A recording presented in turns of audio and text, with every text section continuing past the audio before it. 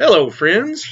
Welcome back to Chapter 12 of Ken Schoolin's The Adventures of Jonathan Gullible, a Free Market Odyssey, read out loud with the author's consent.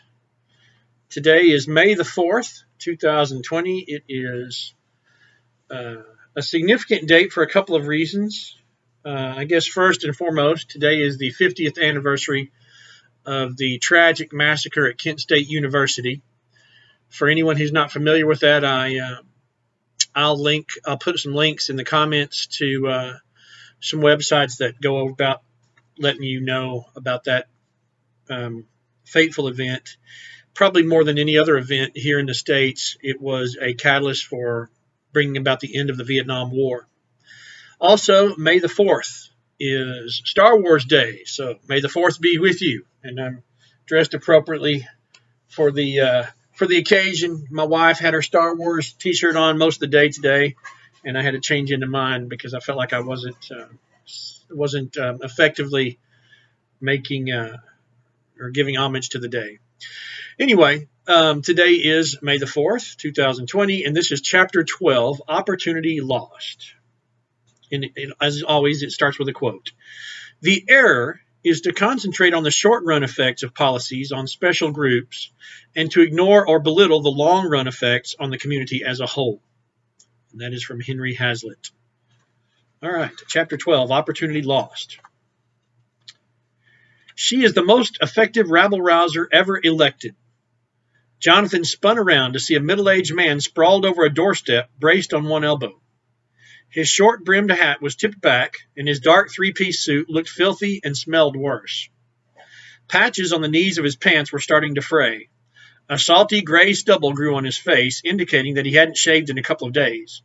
One hand still clung to a bottle that was dry as a bone and now served mostly to keep him propped against the wall. Tweed's the best I've ever seen, he continued drowsily. She can really stir up a crowd. Jonathan moved closer to listen, but wasn't sure he wanted to encourage this hobo. True enough, this gentleman hobo didn't need encouragement to repeat a story he had probably heard or told a dozen times to himself. After her rip-roaring speech, the crowd was mighty angry, he said, shaking his head. Then a kid, little Rico, hurled a stone at the window over there. When the glass shattered, the mob dropped silent. Yes, not a peep at first. They knew it was wrong to destroy things, but they were excited. The hobo sensed that this young man was actually listening. He hiccuped and continued. Then Tweed, she was right in the middle of them, said that that Rico had done the community a great service, said they all owed the boy a debt of gratitude. She said it was all right because anyone who owned so many windows was selfish anyway. Then she added that the factory owner would now have to buy new windows from the glassmaker. Everyone in the crowd was really attentive, just itching for an excuse to throw more stones. Tweed told them, sure, go ahead.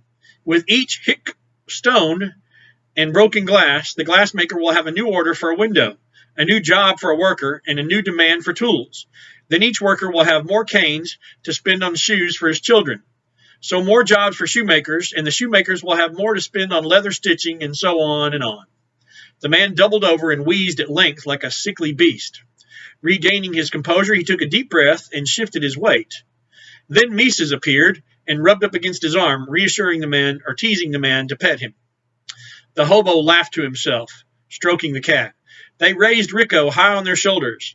They cheered the proud boy and followed his example by throwing more stones. By morning, there wasn't a whole window left on the block. They would have gone to the rest of town, except they wanted to save their strength for the next rampage. The man breathed hard, trying to catch his breath. As the man spoke, he was winding down, barely finishing a sentence before passing out.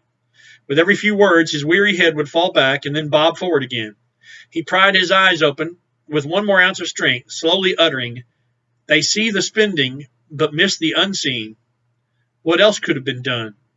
To create new things, instead of replacing all those broken windows of what used to be my factory. And that is the end of Chapter 12. I will see you again tomorrow for Chapter 13, Helter Shelter. Have a great day.